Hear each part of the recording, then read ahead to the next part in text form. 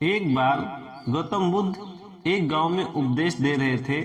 उस गांव का एक धनवान व्यक्ति बुद्ध के उपदेश सुनने आया।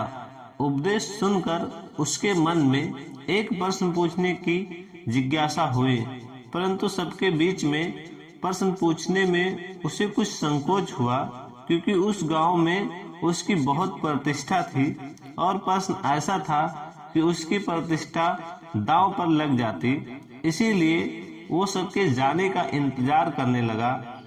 जब सब लोग चले गए तब वो उठकर बुद्ध के पास आया और अपने दोनों हाथ जोड़कर बुद्ध से कहने लगा, प्रभु, मेरे पास सब कुछ है, धन दौलत प्रतिष्ठा ऐश्वर्य, किसी चीज की कोई कमी नहीं, परंतु मैं खुश नहीं हूँ।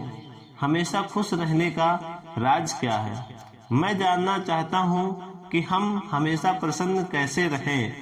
बुद्ध कुछ देर तक चुप रहे और फिर बोले, तुम मेरे साथ जंगल में चलो, मैं तुम्हें खुश रहने का राज बताता हूँ। ऐसा कहकर बुद्ध उसे साथ लेकर जंगल की तरफ बढ़ चले।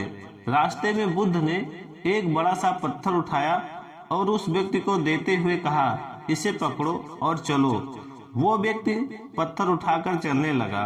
कुछ समय बाद उस व्यक्ति के हाथ में दर्द होने लगा, लेकिन वो चुप रहा और चलता रहा। लेकिन जब चलते हुए काफी समय बीत गया और उस व्यक्ति से दर्द सहा नहीं गया, तो उसने बुद्ध को अपनी परेशानी बताई। बुद्ध ने उससे कहा, पत्थर नीचे रख दो। पत्थर नीचे रखते ही उस व्यक्ति को बड़ी राहत महसूस हुई। तभी बुद्ध ने समझाया, यही खुश रहने का राज है। उस व्यक्ति ने कहा, भगवान, मैं कुछ समझ नहीं पाया।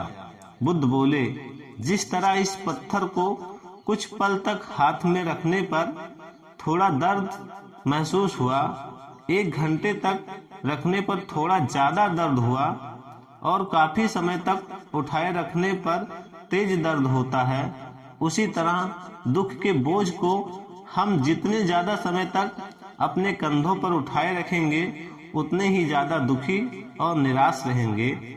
ये हम पर निर्भर करता है कि हम दुखों के बोझ को कुछ पल तक उठाए रखना चाहते हैं या जिंदगी भर। अगर खुश रहने की आकांक्षा हो तो दुख रूपी पत्थर को जल्द से जल्द नीचे रखना सीखना होगा। संभव हो तो उसे उठाने से ही बचना होगा। दोस्तों, हम सभी यही करते हैं, अपने दुखों के बोझ को ढोते रहते हैं। मैंने अपने जीवन में कई लोगों को कहते हुए सुना है, उसने मेरा इतना अपमान किया कि मैं जिंदगी भर नहीं भूल सकता।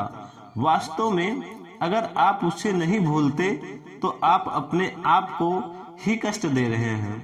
दुखों से मुक्ति तभी संभव है जब हम दुख के बोझ को अपने मन से जल्द निकाल दें और इच्छाओं से रहित होकर या जो हो उसमें संतोष कर प्रसन्न रहें। याद रखिए, प्रत्येक क्षण अपने आप में नया है और जो क्षण बीत चुका है उसकी कड़वी यादों को मन में संजो कर रखने से बेहतर है कि हम अपने वर्तमान के क्षण में परिपूर्ण रूप से आनंद उठाएं। दोस्तों, कहानी पसंद आई हो तो चैनल को लाइक और सब्सक्राइब करें।